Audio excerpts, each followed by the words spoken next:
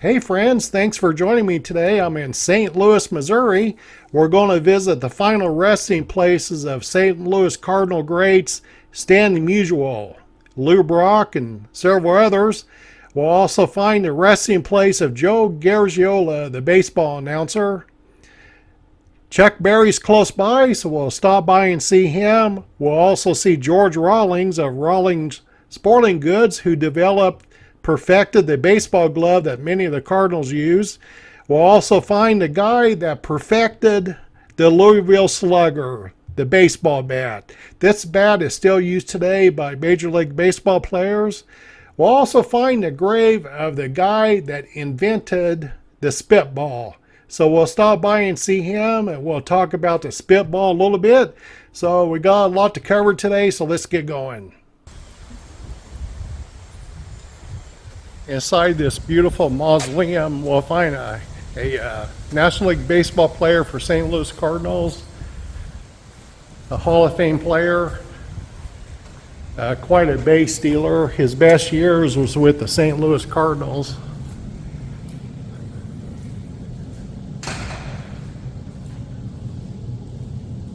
Lou Brock. Looks like he went on and got his PhD.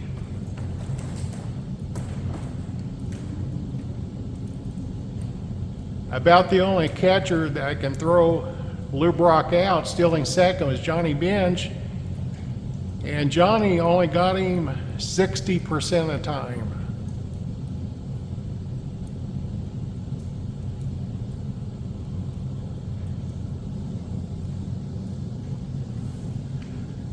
All right, let's go see if we can find Stan Musial. I believe he's in this cemetery as well. I just came from up here, Lou Brock. Stan Musial's easy to find. Look at all these baseballs.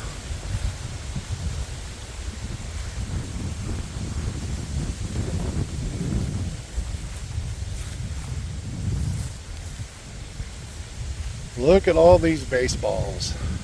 Lots of love for Stan Musial. My goodness.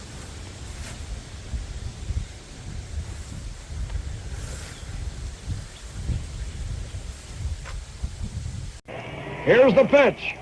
Line drive, there it is! Into left field! Hit number 3,000! A run is scored! Musial ran first! On his way to second with a double!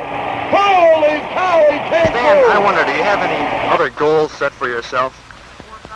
Well, of course, this was a big one. Of course, I just want to keep playing now, and I don't have too many other goals. Although I would like to finish my National League career as one player who had more hits than anybody else in the National League, so it's going to take another couple of years. Very well respected. Stan Musial's another Hall of Fame player for the St. Louis Cardinals. He was an all-star player for 24 straight years and made the all-star team. I remember Stan was never ever thrown out of a baseball game. Ever. I think Willie Mays, I can say the same for Willie, but I think Willie might have been thrown out one time. Stan Musial. Very nice, very impressive.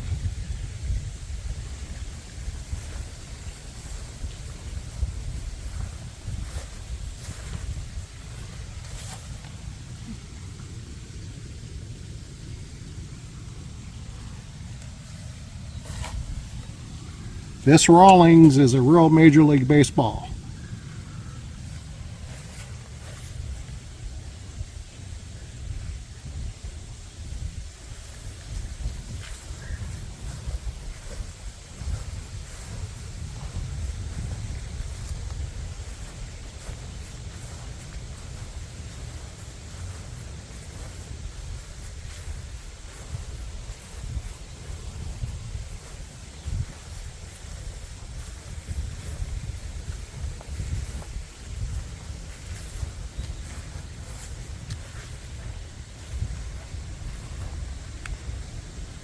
Yeah, this is breathtaking. I can remember as a little boy watching Stan play.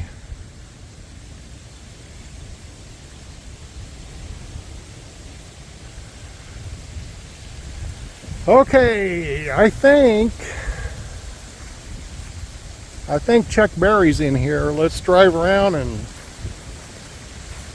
see if we can find Chuck Berry. Easy to find. This may be the largest gravesite I've been to. Chuck Berry, a major influence of rock and roll, roll over Beethoven, Maybelline, amongst others. Quite a guitarist too.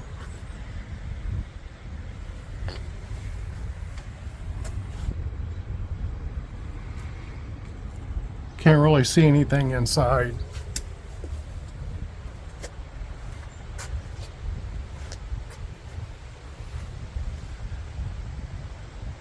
During Chuck Berry's younger years, he sent to prison for armed robbery. Once he's released, he started recording rock and roll.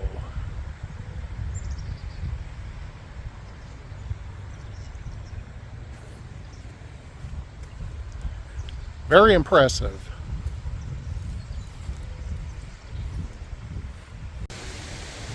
Next up is an entrepreneur that made a fortune in the ice business.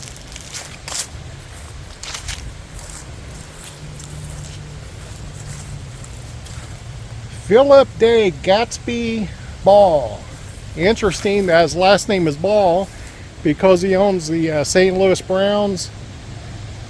From 1915 until 1933, this would be the same Major League franchise that Stan Musial and Lou Brock would go on to play for.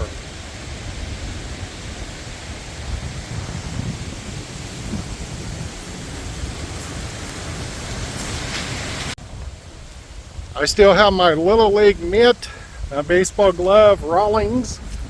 I think is a Brooks Robinson edition. But we're at the grave location of George Rawlings, Rawlings Sporting Goods. His story is that he worked for a store downtown St. Louis, selling gloves, baseballs, basketballs, tennis rackets. But wanted to have his own company, so he started Rawlings Sporting Goods. It just seems to me that the leather on the Rawlings ball gloves anyway just seemed like it's better quality. It just seemed like it was much more comfortable to wear than a Wilson or Spalding. I've always liked Rawlings. George Rawlings.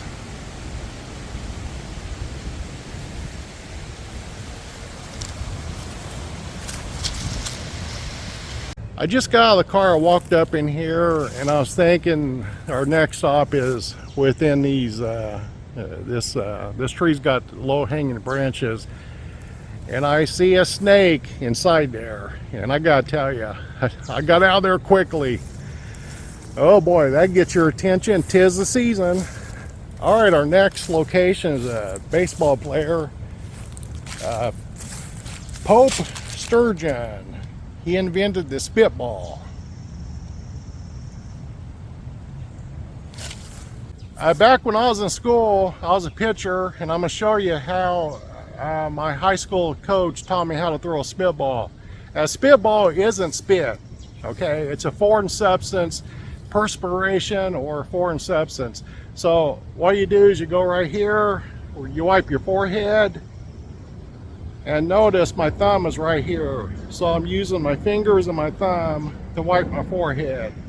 And then the umpires are watching you, and you gotta wipe your fingers off. They wanna make sure you wipe your fingers off. Then what you do is you take your thumb, while you're inside your glove, you take your thumb and get the sweat, the perspiration off your thumb. Now you can throw an effective spitball. It never worked, but I threw it. I love it when headstones are above ground, much easier to find. Oftentimes I just pull up to the curb and look out the window, and I can find a grave location I'm searching for. Another baseball Hall of Fame announcer, Joe Garagiola. I don't remember him as a player, but I remember him as a baseball announcer, very colorful. I remember him doing the 75 and 76 World Series with the Cincinnati Reds when they were playing the Yankees in 75, I believe. No, 75 was Red Sox and Reds. 76 was Reds and Yankees. Joe Garagiola.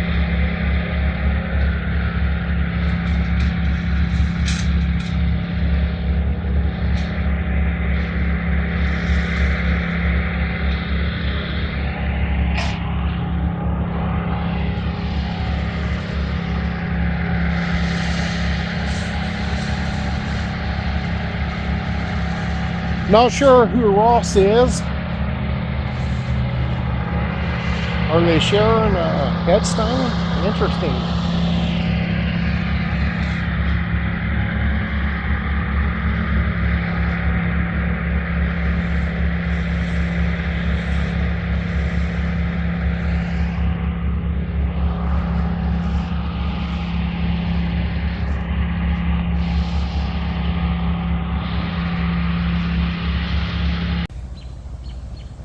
Another easy find today, Red Shindings, Hall of Fame manager for the St. Louis Cardinals. Looks like he went in 1989. That's the same year Johnny Bench was elected to the Hall of Fame.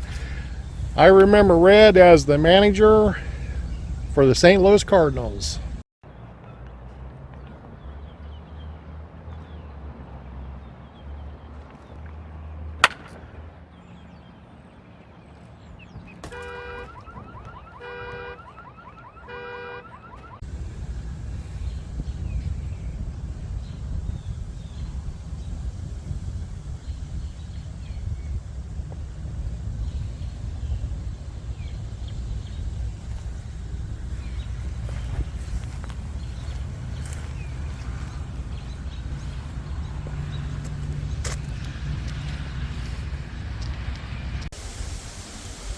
Well, I guess I'm batting 3 for 3 at the main entrance. Just off the road was Joe Garagiola. Then we had Red right over here. Our third stop is another St. Louis Cardinal relief pitcher, Joe Horner. A 1970s pitcher. You might remember he would throw sidearm. He had a heart attack in the minor leagues because of the stress on his heart from pitching overhand. The doctors found no damage to his heart. They also suggested that he start throwing sidearm, which he did, and he had a pretty good career. If you played baseball, you might recognize our next name. This is the final resting place of Frank Bradsby. He hooks up with a fella by name of Bud Hillary from Kentucky. Together, they developed a baseball bat. The best thing they did is they registered the patent as the Louisville Slugger. Quite a marketing idea. Today, that bat is used with little league players all the way up to the major leagues. I remember using it myself. You'd have to face the label back towards you so you wouldn't crack the bat when you'd get a base hit. And then, of course, if you had the game won, you'd turn the label away from you, hoping you'd crack the bat. A nice find. I liked finding this one. This is a lot of fun.